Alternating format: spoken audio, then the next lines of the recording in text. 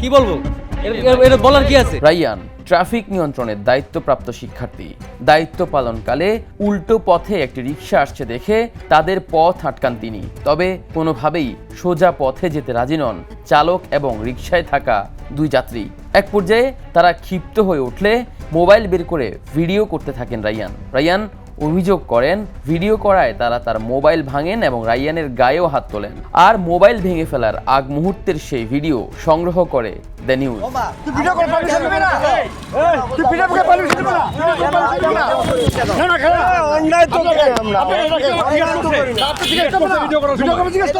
বেশ কিছুদিন আগে রাত্রেবেলা যখন আমি ডিউটি শেষ করে বাসা যাচ্ছিলাম, তো আমাদের একটা কাজ থাকে কি যে রাস্তায় যদি কোনো রং সাইড দিয়ে গাড়ি গুড়ি যাওয়া আসা করে সেটা আমাদের আটকানো। কিন্তু বিষয়টা এমন হয়েছে যে একজন লোক ভদ্রলোক দুজন আসছিল অটোরিকশা দিয়ে, ওনারা রং সাইড দিয়ে ঢুকেছে। রং সাইড দিয়ে ঢুকানো আমি প্রতিবাদ করাতে আমার গায়ে তারা হাত তুলছে।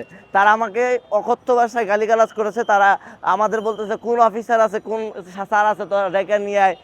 আমার মোবাইল সহ ভাঙচুর করেছে। আমার একটা চশমা ছিল, আমি চশমা ইউজ করি, চশমাটাও সে ভেঙে ফেলেছে। 28 নভেম্বর শাহবাগ থানার সামনে বিধিনিষেধ না মানায় ব্যাটারি চালিত রিকশা চালকের পথ আটকান কলেজ পড়ুয়া বিশাল। তাকে রিকশার লেনে যাওয়ার অনুরোধ করলে এক পর্যায়ে বিশালের উপর চড়াও হয় সেই রিকশা চালক। পরে শাহবাগ থানায় তাকে নিয়ে যাওয়ার পর দ্য নিউজ ঘটনাস্থলে পৌঁছায়।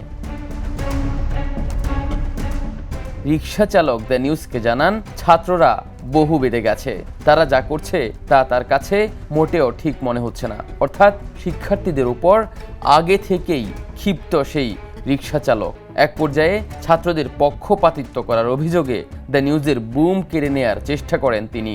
যদি আমি দেখাতে পারি প্রমাণ, কি বলবো এটা বলার কি আছে? ছাত্ররা ট্রাফিকের দায়িত্ব পালনকালে নানান জায়গায় হামলার শিকার হচ্ছেন এমন অভিযোগে সরেজমিনে দেখতে যায় দ্য নিউজ এবং শাহবাগ থানার সামনে দায়িত্বরত শিক্ষার্থীদের সাথে উদ্যতপূর্ণ আচরণের নমুনা ধরা পড়ে ক্যামেরায়। কখনো যাত্রী, কখনো রিকশা চালক কিংবা কখনো বাইকারদের রোষানলে পড়তে হচ্ছে তাদের। যখন আমরা এই মাঠ পর্যায়ে কাজ করতেছি তখন দেখা যায় আমাদেরই কিছু সিনিয়র বড় ভাই অথবা পিতৃতুল্য সমতুল্য আঙ্কেল বা মার সমতুল্য আন্টিরা, তারা একটা রিক্সার ড্রাইভার থেকে তাদের ব্যবহারটা খারাপ হয়। আমার কিছু সহযোদ্ধা ভাইকেও তারা গায়ে হাত তুলছে, অতর্কিত করছে, প্লাস এরকমভাবে এই ইউনিফর্মটাকে এভাবে ধরে। এগুলা করে সাধারণ জনগণ যারা যাত্রী থাকে, রিক্সার যারা যাত্রী থাকে। শুধু এখানেই থেমে থাকেননি রিকশা চালকরা, ছাত্রদের টার্গেট করে রীতিমতো যাওয়া আসার পথে হুমকি দিচ্ছেন, কখনো কখনো মারধরের শিকার হচ্ছেন শিক্ষার্থীরা। আমি কালকে টিএসসি দিয়ে আসতেছিলাম অটোরিকশা, আমি তো নিউ মার্কেট দিয়ে আসতেছিলাম। অটোরিকশাওয়ালা একজনে আমি পায়ে রিক্সা দিয়ে আসতেছিলাম, ও বলতেছে দাঁড়া। আমি বলতেছি হ্যাঁ দাঁড়াইছি।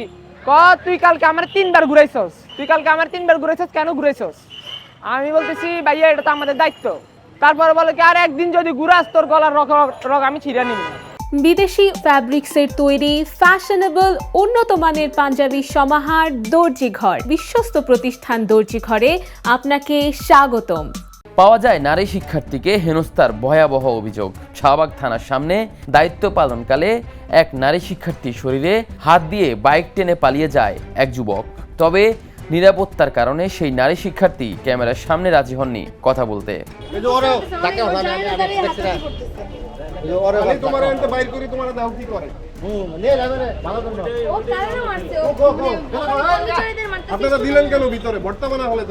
শিক্ষার্থীদের অভিযোগ উদ্দেশ্য প্রণোদিতভাবেই এমনটা করা হচ্ছে।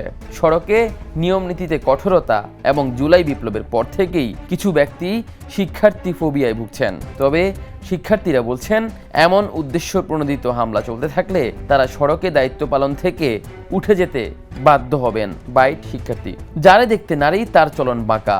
জুলাই বিপ্লবের পর নির্দিষ্ট একটি গোষ্ঠীর অবস্থা এখন এমন। তাছাড়া ব্যাটারি চালিত রিকশা চালকদের আন্দোলনে তাদের বক্তব্যেও ফুটে উঠেছে শিক্ষার্থীদের প্রতি বিষেধাগার। অবশ্য শিক্ষার্থীদের উল্টো সুর, তারা চান সুশৃঙ্খল দেশ গঠনে সবাই তাদের পাশে এসে দাঁড়াক। আফতাব শুভ, দ্য নিউজ। দেশে দেশে সবার সাথে দ্য নিউজ।